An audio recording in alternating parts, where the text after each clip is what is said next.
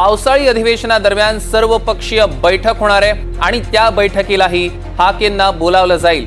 खोटे कुणबी दाखले मिळाल्याच्या तक्रारीबद्दल तपास केला जाईल आणि खोटी प्रमाणपत्र आढळल्यास कारवाई करण्यात येणार आहे। तसंच ओबीसी आरक्षणासंदर्भात मंत्रिमंडळाची उपसमिती नेमली जाईल।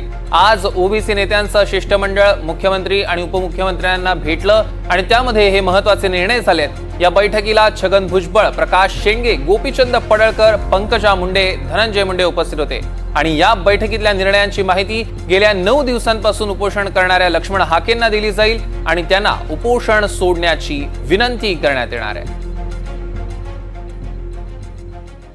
सर्व मराठा समाजाला सरसकट ओबीसी ही मागणी मान्य करता येणारच नाही, ती कायद्यात सुद्धा अजिबात बसणार नाही।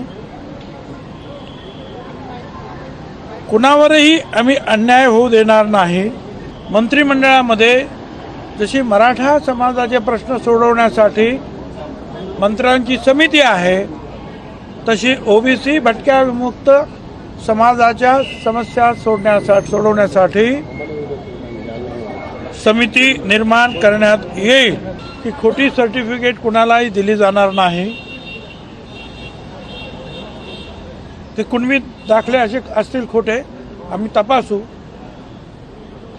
देणे, तो खोटी सर्टिफिकेट घेणे आणि देणे हे दोघे पण गुन्हेगार असणार, त्याप्रमाणे कारवाई होईल।